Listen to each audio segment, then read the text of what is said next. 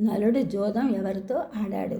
నలుని చరిత్ర ఎవరు ఎవరికి తెలియజేశారు? బృహదస్సుడు అని ముని ధర్మరాజుకు నల చరిత్ర తెలిపాడు. ఒకరోజు బృహదస్సుడు ధర్మరాజు వద్దకు వెళ్ళాడు.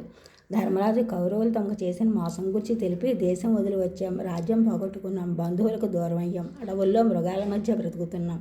మునీంద్ర, మాలా అడవుల పాలే కష్టాలు పడిన రాజులు ఎవరైనా ఉన్నారని అడుగుగా, నీకంటే కష్టాలు సహించిన వారు ఉన్నారు. నీకు నీ తమ్ముళ్ళు, భార్య, బ్రాహ్మలు, రథాలు వీళ్ళందరితో వనవాసం చేస్తున్నావు. కానీ నలమహారాజు ఒంటరిగా అడవిలో ఎన్నో కష్టాలు పడ్డాడు అన్నారు. నలమహారాజు ఎందుకు రాజ్యం కోల్పోయి అడవుల పాలయ్యాడు? పుష్కరుడితో జూతంలో ఓడిపోవడం వలన నలమహారాజు రాజ్యం కోల్పోయి అడవుల పాలయ్యాడు. నలుని భార్య దమయంతి వృత్తాంతం ఏమి? దమయంతి తండ్రి భీమసేనుడు అనే రాజు. కుండినపురం అతడి రాజధాని. చాలా కాలం వరకు సంతానం లేని కారణంగా దమనుడు అనే ఋషి వరం వలన ఒక కూతురు, 3 కుమారులు కలిగారు. కూతురికి దమయంతి అని, కుమారులకు దముడు, దంతుడు, దమనుడు అని పేర్లు పెట్టాడు. నలుని తండ్రి పేరు ఏమిటి? వీరసేనుడు. నలుడు నిషధ దేశ చక్రవర్తి.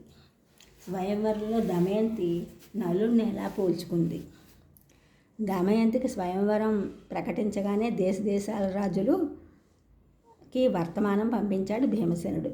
అదే సమయంలో నారదుడు, పర్వతుడు ఇంద్రలోకం వెళ్ళారు. ఇంద్రుడు అడిగాడు, భూలోకంలో యుద్ధాలు జరగని కారణంగా స్వర్గానికి వచ్చేవారు తగ్గిపోయారు, ఈ మధ్యన కారణం ఏమిటని.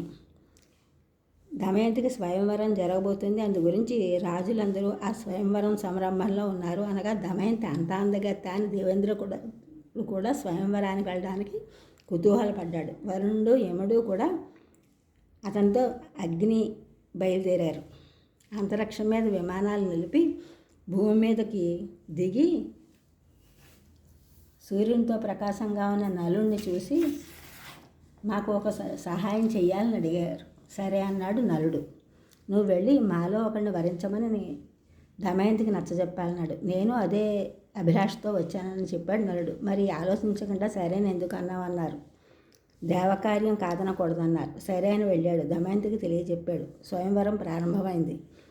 దేవతలను ప్రార్థించింది దమయంతి. తన అభిలాష నెరవేర్చమని కోరింది. నలుడిని ఎలా పోల్చుకోవాలి? మీరు అందరూ నలుని రూపం ధరిస్తే నన్ను అనుగ్రహించండి అంది. అనుగ్రహించారు దిక్పాలకులు.